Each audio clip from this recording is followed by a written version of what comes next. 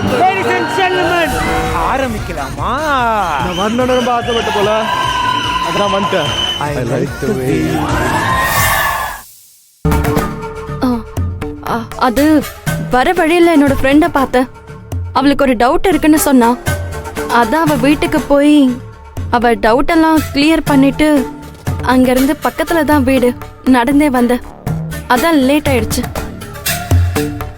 ஏண்டி அடிக்கிற வெயில எதுக்கு அவ்வளவு தூரம் நடந்து வர? ஒரு போன் பண்ணி இந்த மாதிரி விஷயம்னு சொல்லலாம்ல. நீ இன்னும் வீடு வந்து சேரலனதோ நாங்க என்ன நினைக்கிறது? அம்மா என்னம்மா, எப்ப பார்த்தாலும் நீ வீட்டுக்கு வரல, நான் என்ன நினைக்கிறது ஏது நினைக்கிறதுன்னு பேசிக்கிட்டே இருக்க. உனக்கு எப்பவுமே என் மேல நம்பிக்கையே இல்லையா? நான் வேணும்னு எதுவுமே பண்ணலம்மா, தெரியாம தான் பண்ண.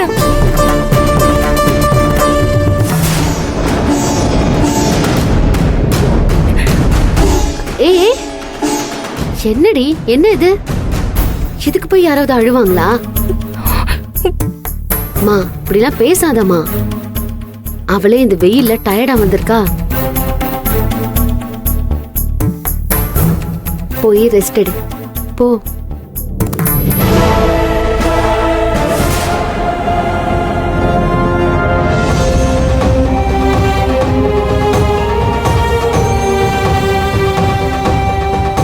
அத்தை இந்தாங்க அத்தை, தண்ணி குடிங்க. நர்ஸு மெடிசன்ஸ் எழுதி கொடுத்துருக்காங்க. நான் மெடிக்கலில் போய் வாங்கி கொடுத்து வந்துடுறேன் அத்தை. ஓ, மருந்து வாங்கணுமா? செல்வத்துக்கிட்ட பணம் வாங்கிட்டு போங்க மாப்பிள்ள.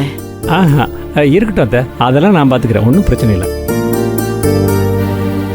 அப்புறம் அத்தை இன்னொரு விஷயம், ஹாஸ்பிட்டலில் 2 பேர் தான் தங்க முடியும்னு சொல்லிட்டாங்க. அதனால் நீங்களும் வெண்ணிலாவும் வீட்டுக்கு போங்க.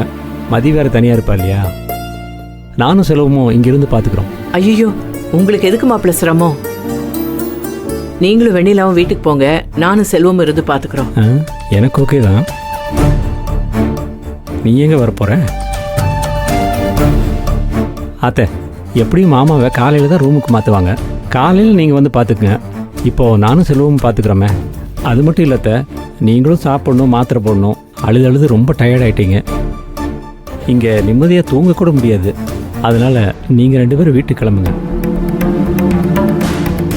என்ன வெண்ணிலா, மாப்பிள்ள இப்படி சொல்றாரு, நாம என்ன பண்ணலாம்? அதான் சொல்லிட்டாருல்ல, பார்த்து பாரு. நம்ம போயிட்டு காலையில வரலாம். வீட்ல மதியம் திவ்யாவும் தனியா இருப்பாங்க. ஆமா, அதுவும் சரிதான். நாங்க வீட்டுக்கு கிளம்புறோம் மாப்பிள்ள. இங்கேயே இருந்து அவரை கொஞ்சம் பத்திரமா பாத்துக்குங்க மாப்பிள்ள. அம்மா, அப்பா ஐசியூல இருக்காரு. எப்படியும் 1/2 மணி நேரத்துக்கு ஒரு தடவை அவங்களும் அப்சர்வ் பண்ணிட்டே தான் இருப்பாங்க. நீ பயப்படாம வீட்டுக்கு வந்து ரெஸ்ட் எடு. வா. சரிவா போலாம். பார்த்தே மெதுவா. சரிங்க அத்தை. அம்மா வீரகாளியம்மா, நீதான் அவரை காப்பாத்தணும் அம்மா. ஹலோ, என்ன ஓடி ஓடி எல்லா வேலையும் செய்யற? இதான் சாக்குன்னு நல்லவனு ஸ்கோர் பண்ண பாக்குறியா? இங்க பாரு, நீ என்ன நடிப்ப போட்டாலும் இங்க ஒன்னும் செல்லாது. உன் தங்கச்சி நிலைமை சீக்கிரமா உனக்கும் வரும். பொட்டி படுக்கையெல்லாம் கட்டிக்கிட்டு ரெடியா இரு. அதை விட்டுட்டு எல்லார்கிட்டையும் நல்ல பேர் வாங்கிட்டு அப்படியே வெண்ணிலா கூட குடும்பம் மட்டும் நடத்தலாம் நீ கனவு மட்டும் காணாத. ஆனா உன் மொத்த குடும்பத்தையும் அசிங்கப்படுத்தியும் அசையாம நீயும் இருக்க பத்தியா? எப்பா, அவ்வளோ சூடு சொரணதான் இருக்கா உனக்கு. உன் நடிப்பெல்லாம் பார்த்து இந்த வெண்ணிலா ஏமாற மாட்டான். ஆமா, என்ன நம்பி ஏமாந்து போற வெண்ணிலா கிடையாது. இப்போ உன்னையே நீ ஏமாத்திக்கிற வெண்ணிலாவா மாறிட்ட. கரெக்டா சொன்ன. என்ன இப்ப நீ நக்கல் பண்றியா? அத்தை கூப்பிடுறாங்க பாரு. அத்தை, வெண்ணிலா வரா, பாத்து கூடவே போங்க. போமா, அத்தை வெயிட் பண்ணிட்டு இருக்காங்களா? என்ன அப்புறம் முறைச்சிக்கலாம் போ.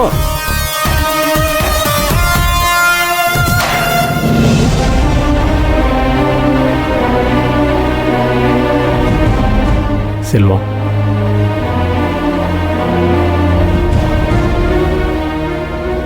என்ன செல்வம் இங்கே வந்து உட்காந்துருக்கீங்க?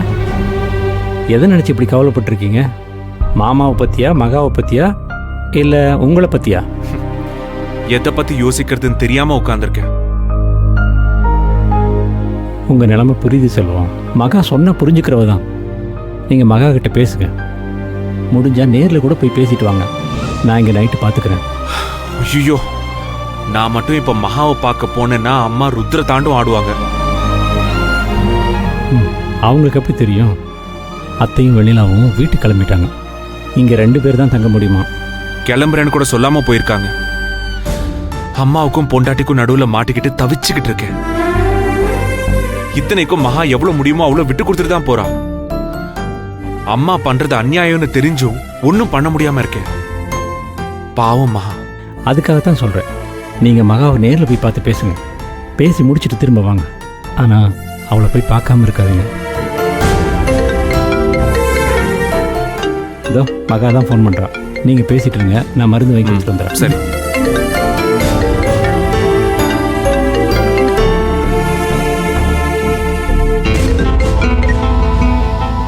மகா, என்னங்க, என்னாச்சு? மாமா எப்படி இருக்காரு? கண்ணு முடிச்சிட்டாரா? இல்ல மகா, இன்னும் கண் முழிக்கல. ஆனா பயப்பட வேண்டாம்னு டாக்டர் சொல்லியிருக்காரு. நல்ல வேளை, இப்பதாங்க எனக்கு நிம்மதியா இருக்கு. அத்தை என்ன பண்றாங்க? அவங்களுக்கு சாப்பிட ஏதாவது வாங்கி கொடுத்தீங்களா? இல்ல மகா, இங்க ஹாஸ்பிட்டல்ல 2 பேர் தான் தங்கலான்னு சொல்லிட்டாங்க. அம்மா இங்க இருக்கேன்னு சொன்னாங்களா? இல்லங்க, வேண்டாம். அத்தையை நைட்டுக்கு வீட்டுக்கு அனுப்பிச்சிருங்க. பாவம், ஹாஸ்பிட்டல் அவங்க சரியா தூங்க மாட்டாங்க. அப்படி சொல்லிதான் உங்க அண்ணா அம்மாவையும் அக்காவையும் வீட்டுக்கு அனுப்பிட்டாரு. என்கிட்ட சொல்லாம கூட போயிட்டாங்க. சரி விடுங்க, அத்தைய பத்தி தான் உங்களுக்கு தெரியும்ல. அதுலயும் அவங்க மனசு சரியில்லாம வேற இருக்காங்க. நீங்க எதுவும் வருத்தப்பட்டுக்காதீங்க. மகாவை போய் பார்த்துட்டு வாங்கன்னு உங்க அண்ணன் சொல்லிக்கிட்டு இருந்தாரு. நானும் உன்னை பார்க்க வரலான்னு கிளம்பலான்னு நினைச்சேன், நீயே கால் பண்ணிட்ட. என்ன பார்க்கவா? எதுக்கு? என்ன மகா, பார்க்க வரேன்னு சொல்றேன், எதுக்குன்னு கேக்குற? இல்ல இல்ல, நீங்க இப்ப ஹாஸ்பிட்டல்ல இருக்கணும், அதை விட்டுட்டு என்ன பார்க்க வரேன்னு சொல்றீங்களே. ஏதாவது முக்கியமான விஷயமானு கேட்டேன். உன் அம்மா ரொம்ப மோசமா பேசி அனுப்பிட்டாங்க. அவங்க நடந்துகிட்டது எனக்கு சுத்தமா பிடிக்கல. உன் மனசு என்ன பாடுபட்டிருக்கும். எனக்கு உன்னை பார்க்கணும் போல இருக்கு. அதான். என்னங்க இது? எல்லாரும் இப்படி சின்ன புள்ள மாதிரி பேசினா எப்படி? மாமாவுக்கு ஏதாச்சும் ஆயிடுமோன்னு அத்தைக்கு பயம். அந்த பயத்துல தானே அவங்க அப்படி நடந்துக்கிட்டாங்க. நானும் அத்தையை புரிஞ்சுக்கிட்டேங்க. அதனால எனக்கு ஒரு வருத்தமும் இல்ல. மாமா நல்லா இருக்கணும், அவ்வளவுதான். உன்னோட இந்த மனசு அம்மாவுக்கு எப்ப மகா புரிய போகுது? அதெல்லாம் அவங்க புரிஞ்சுப்பாங்க. அதுக்குன்னு ஒரு காலம் வரும். நம்ம கல்யாணம் கொஞ்சம் லேட்டா நடந்த மாதிரி எல்லாமே நமக்கு கொஞ்சம் லேட்டா தான் நடக்கும் போல இருக்கு. உங்களை மாதிரி ஒருத்தர் துணையா கிடைக்கணும்னு தான் எனக்கு கல்யாணம் லேட்டா நடந்திருக்குன்னு நான் நிறைய தடவை நினைச்சு சந்தோஷப்பட்டிருக்கேன். அதே மாதிரி எல்லாமே நம்ம சந்தோஷப்படுற மாதிரி கண்டிப்பா நடக்கும். நீங்க மாமாவை மட்டும் நல்லபடியா பாத்துக்கோங்க. நீங்களும் ஏதாவது சாப்பிடுங்க, சரியா? சரி மகா. நான் போனை வைக்கிறேன்.